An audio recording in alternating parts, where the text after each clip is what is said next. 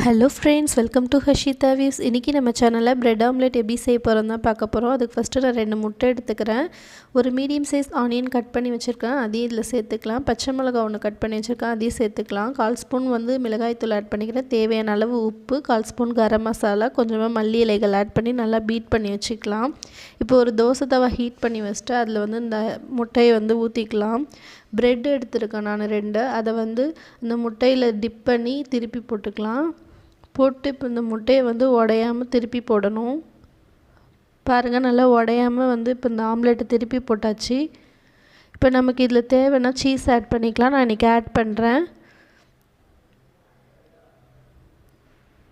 நல்லா ஆட் பண்ணி அதையும் மடித்து விட்டுக்கலாம். பாருங்கள், நல்லா வந்துடுச்சு. இப்போ நான் இதை ஒரு பிளேட்டில் சர்வ் பண்ணுறேன். நல்ல சீஸியான டேஸ்டியான பிரெட் ஆம்லெட் ரெடி ஆகிடுச்சு. இந்த மெத்தடில் நீங்களும் ட்ரை பண்ணி பாருங்கள். இந்த வீடியோ பிடிச்சா லைக்